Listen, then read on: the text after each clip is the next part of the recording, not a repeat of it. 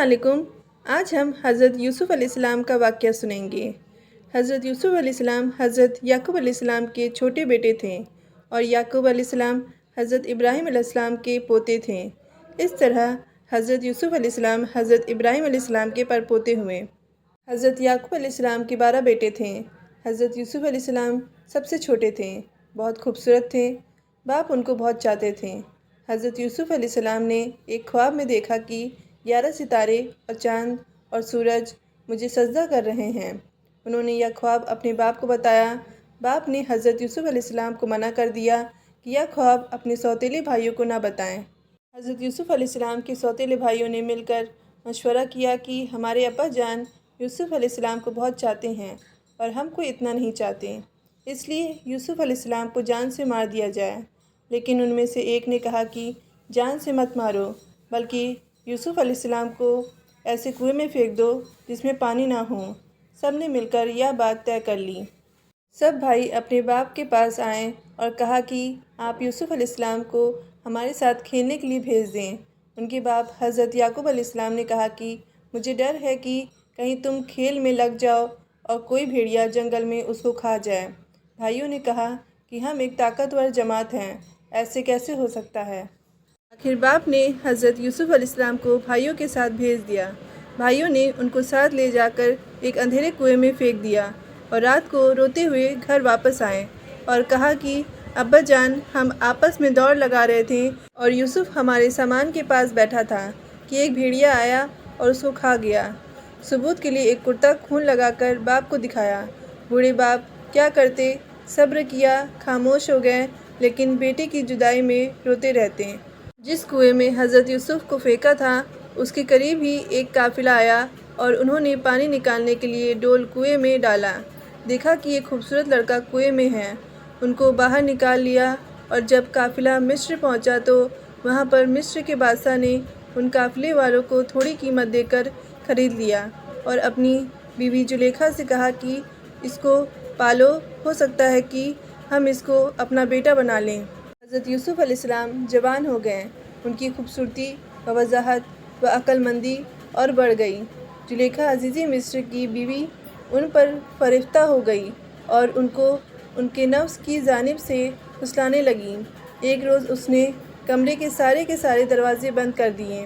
हज़रत यूसुफ़ अलैहिस्सलाम ने यह हालत देखी तो खुदा से पनाह मांगी और दरवाज़े की तरफ भागे। जुलेखा ने पीछे से आपकी कमीज़ पकड़ ली, जिससे कमीज़ फट गई। उस वक्त अज़ीज़े मिस्र यानी जुलेखा का शौहर भी दरवाज़े पर आ गया। जुलेखा ने उल्टा इल्ज़ाम हज़रत यूसुफ़ अलैहिस्सलाम पे लगाया और अपने खाविन से कहा कि यह शख्स तेरी बीवी की बेआबरू करना चाहता था, जिसकी सज़ा इसको मिलनी चाहिए। हज़रत यूसुफ़ अलैहिस्सलाम ने कहा, मैं बेगुनाह हूँ, बल्कि यह औरत मुझको फुसलाने की कोशिश कर रही थी, मगर खुदा ने मुझको इससे बचा लिया। आखिर यह मामला काजी के पास पेश हुआ। काजी ने हज़रत यूसुफ़ अलैहिस्सलाम से सफाई के लिए गवाह तलब किए। हज़रत यूसुफ़ अलैहिस्सलाम ने अज़ीज़े मिस्र के ख़ानदान के एक मासूम और नन्हे बच्चे की तरफ इशारा किया कि यह उस वक्त मौजूद था, यह सच्ची गवाही देगा। नन्हे बच्चे ने कहा कि अगर कमीज़ आगे से फटी है तो यूसुफ़ मुजरिम है और अगर कमीज़ पीछे से फटी है तो यूसुफ़ अलैहिस्सलाम सच्चे हैं और जुलेखा झूठी है।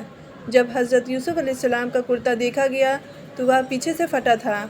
अज़ीज़े मिस्र ने हज़रत यूसुफ़ से कहा कि इस बात को जाने दो और जुलेखा से कहा कि तू माफ़ी मांग, हकीकत में तू कसूरवार है। इस वाक़या की खबर सारे मिस्र में फैल गई और औरतें आपस में बातें करने लगीं कि जुलेखा अपने ग़ुलाम को चाहती है।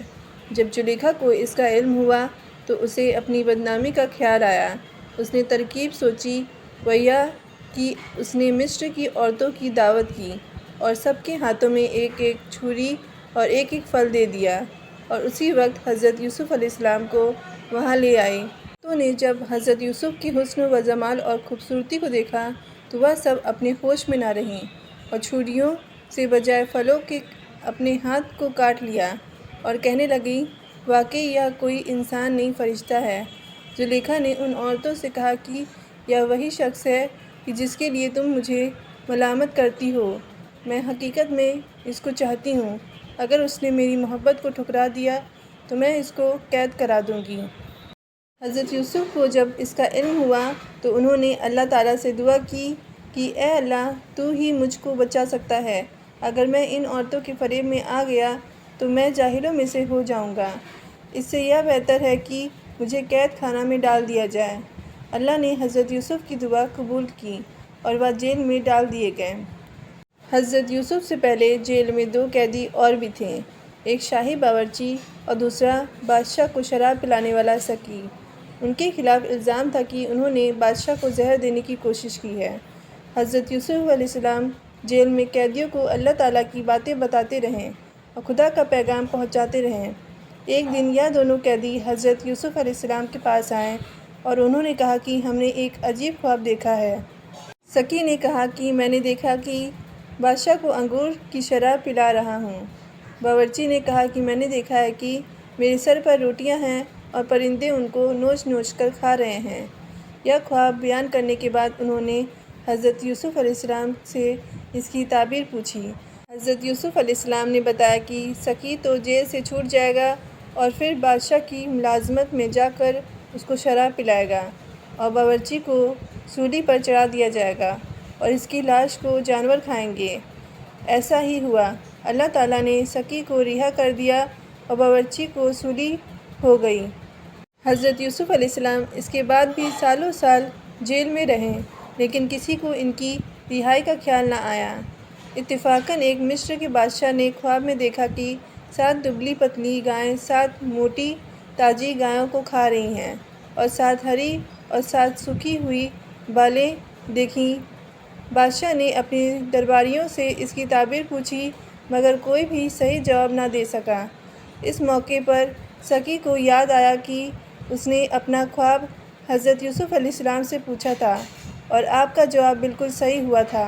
اس نے کہا کہ جیل میں ایک شخص ہے جو خواب کی صحیح تعبیر بیان کرتا ہے۔ بادشاہ سے، جس کو عزیز مصر کہتے تھے، اجازت لے کر وہ جیل گیا اور حضرت یوسف علیہ السلام سے سارا واقعہ بیان کیا۔ حضرت یوسف علیہ السلام نے فرمایا کہ اس خواب کی تعبیر تو یہ ہے کہ 7 سال ملک میں خوب غلہ پیدا ہوگا اور 7 سال سخت قحط یعنی اکال پڑے گا، اور پھر 1 سال آئے گا جس میں خوب بارش ہوگی اور غلہ ہوگا۔ جب اس شخص نے بادشاہ کو جا کر یہ خبر سنائی تو اس نے کہا کہ حضرت یوسف کو بلایا جائے۔ جب وہ دوبارہ حضرت یوسف علیہ السلام کے پاس گیا اور بادشاہ کا پیغام سنایا تو آپ نے فرمایا، ان عورتوں کا کیا حال ہے جنہوں نے اپنے ہاتھ کاٹ لیے تھے؟ بے شک میرا رب ان کے مکر و فریب سے واقف ہے۔ بادشاہ نے ان عورتوں کو بلا کر پوچھا تو انہوں نے کہا کہ ہم نے حضرت یوسف میں کوئی برائی نہیں دیکھی۔ یہ دیکھ کر زلیخا بھی بولی کہ اب جب کہ حق ظاہر ہو گیا ہے، سچ بات یہ ہے کہ میں نے ہی حضرت یوسف علیہ السلام کو برگلایا تھا اور وہ بالکل سچا ہے۔ یوسف علیہ السلام جب جیل سے رہا ہو گئے تو بادشاہ نے حکم دیا کہ یوسف کو عزت کے ساتھ بلایا جائے، میں شاہی خدمت ان کے سپرد کروں گا۔ حضرت یوسف آئے اور بادشاہ سے بات چیت کی۔ حضرت یوسف نے کہا کہ مجھ کو شاہی خزانے کا وزیر مقرر کیجیے، میں اس کی بہتر حفاظت کروں گا۔ بادشاہ نے منظور کیا اور انہیں شاہی خزانے کا وزیر مقرر کر دیا۔ آخر کار وہ قحط کا زمانہ آ گیا جس کا بادشاہ نے خواب دیکھا تھا، اور اس کا اثر اس جگہ بھی پہنچا جہاں حضرت یوسف علیہ السلام کے والد اور بھائی بھی رہتے تھے۔ چنانچہ حضرت یعقوب علیہ السلام نے اپنے بیٹوں کو غلہ لانے کے لیے مصر میں حضرت یوسف علیہ السلام کے پاس بھیجا۔ جب حضرت یوسف کے بھائی آئے تو حضرت یوسف علیہ السلام نے ان کو پہچان لیا، اور بھائی حضرت یوسف علیہ السلام کو نہیں پہچان سکے۔ حضرت یوسف نے ان کو غلہ دیا اور کہا کہ اگلی دفعہ آؤ تو اپنے دوسرے بھائی کو بھی ساتھ لے کر آنا، ورنہ میں تم کو غلہ نہیں دوں گا، اور اپنے ملازموں سے کہہ دیا کہ جو قیمت انہوں نے غلہ کی دی ہے وہ بھی چپکے سے ان کے سامان میں رکھ دو تاکہ وہ پھر مصر آئیں۔ جب یہ لوگ اپنے شہر کنعان پہنچے تو اپنے باپ حضرت یعقوب علیہ السلام سے کہا کہ ابا جان، اب کہ ہمارے ساتھ بھائی کو بھیجیے، ورنہ ہم کو غلہ نہیں ملے گا اور ہم اس کی خوب حفاظت کریں گے۔ جب انہوں نے اپنا انباب کھولا اور اس میں ساری رقم دیکھ کر بہت خوش ہوئے، پھر باپ سے کہا کہ دیکھیے، شاہ مصر نے ہماری رقم بھی واپس کر دی ہے، آپ ہمارے ساتھ بھائی کو ضرور کر دیں، ہم خوب حفاظت کریں گے اور ہم کو سامان بھی زیادہ ملے گا۔ حضرت یعقوب علیہ السلام نے کہا کہ جب تک تم اللہ کا عہد مجھ کو نہ دو کہ اس کی حفاظت کرو گے اور اس کو سب کے ساتھ رکھو گے، اس وقت تک میں اس کو تمہارے ساتھ نہیں بھیجوں گا۔ آخر کار سب بھائیوں نے عہد کیا۔ حضرت یعقوب علیہ السلام نے ان کو نصیحت کی کہ تم سب ایک دروازے سے داخل مت ہونا۔ آخر جب یہ سب علیحدہ علیحدہ دروازوں سے داخل ہوئے تو حضرت یوسف علیہ السلام نے اپنے سگے بھائی یامین کو بتایا کہ میں تمہارا سگا بھائی ہوں اور میں تم کو اپنے پاس رکھوں گا۔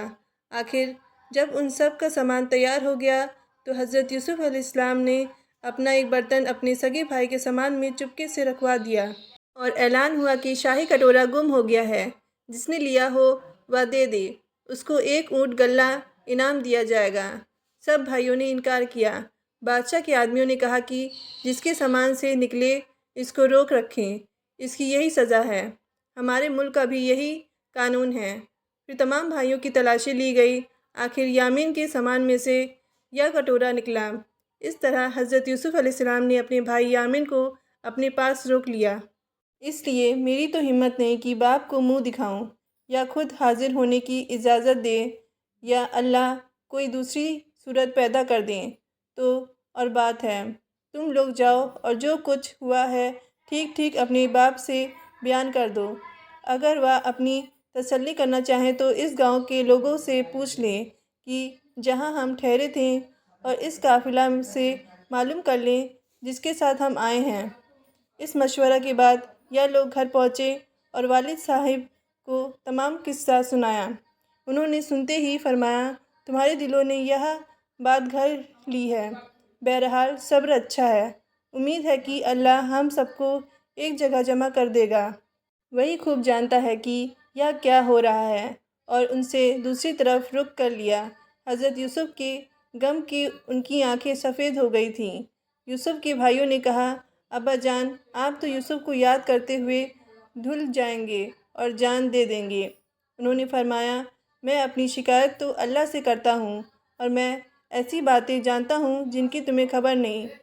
جاؤ یوسف اور اس کے بھائی کو تلاش کرو، وہ مصر ہی میں کہیں نہ کہیں مل جائیں گے۔ اللہ کی رحمت سے نا امید ہونے کی کوئی وجہ نہیں۔ اب ایک بار پھر سب بھائی مل کر مصر پہنچے۔ حضرت یوسف علیہ السلام سے گھر والوں کی بری حالت بیان کی اور کہا کہ ہم اپنے ساتھ بہت تھوڑا سامان لائے ہیں، مگر چاہتے ہیں کہ آپ پورا پورا غلہ دیں۔ حضرت یوسف نے اپنے گھر کا یہ حال سنا تو بے تاب ہو گئے، ان سے رہا نہیں گیا اور انہوں نے اپنے بھائیوں سے کہا، تم جانتے ہو کہ تم نے یوسف اور اس کے بھائی کے ساتھ کیا کیا ہے؟ بھائیوں نے نہایت تعجب اور حیرانی کے ساتھ پوچھا کہ کہیں آپ ہی تو یوسف نہیں؟ آپ نے فرمایا، ہاں میں ہی یوسف ہوں اور یہ میرا بھائی ہے۔ اللہ نے ہم پر بڑا احسان کیا، بے شک جو شخص نیک زندگی بسر کرتا ہے اور صبر سے کام لیتا ہے اللہ اس کا بدلہ دیتا ہے۔ جب تمام بھائیوں کو یقین ہو گیا کہ جس کے دربار میں ہم اس وقت کھڑے ہیں ہمارے بھائی یوسف ہیں تو سب نے مل کر اپنے گناہوں کا اقرار کیا۔ آپ نے فرمایا، تم کوئی فکر نہ کرو، تم پر کوئی الزام نہیں، اللہ تمام گناہوں کو معاف کرے، وہی سب سے زیادہ رحم کرنے والا ہے۔ جاؤ میرا کرتا میرے باپ کے چہرے پر ڈال دو، ان کی بینائی لوٹ آئے گی اور پھر سب کو یہاں لے آؤ۔ ادھر قافلہ مصر سے روانہ ہوا اور ادھر حضرت یعقوب علیہ السلام نے اپنے گھر والوں کو یہ خوشخبری دی کہ مجھے یوسف علیہ السلام کی بو آ رہی ہے۔ انہوں نے سنا تو کہا کہ تمہارے سر پر ایک ہی خبط سوار ہے۔ آخر قافلہ آ گیا۔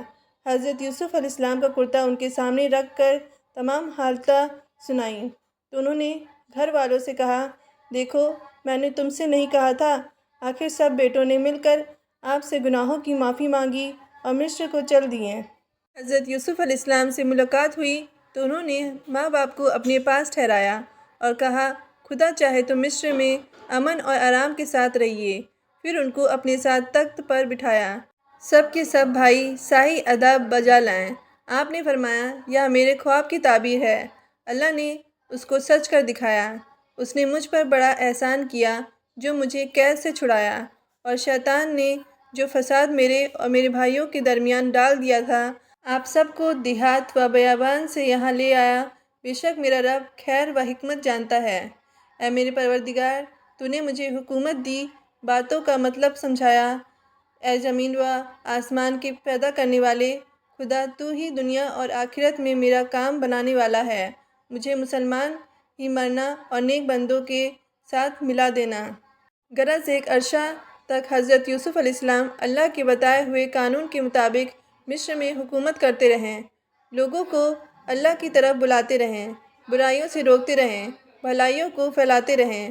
ملک مصر کو اچھائیوں سے بھر دیا اور بالآخر اللہ کے پاس چلے گئے، یعنی آپ کی وفات ہو گئی اور آپ مصر میں دفن ہیں۔ حضرت یوسف علیہ السلام کو بھائیوں کی وجہ سے کیسی کیسی تکلیفیں اٹھانی پڑیں، اندھیرے کنویں میں رہیں، غلام بنے، جیل خانہ میں رہیں، لیکن جب یہ سب اللہ کی آزمائش پوری ہو گئی اور اللہ پاک نے ان کو مصر کا بادشاہ بنا دیا، تو بھائیوں سے کوئی بدلہ نہیں لیا، بلکہ اللہ تعالیٰ سے ان کے گناہوں کی معافی کے لیے دعا کی اور خود بھی معاف کر دیا۔ بھائیوں کے ساتھ یہی کرنا چاہیے۔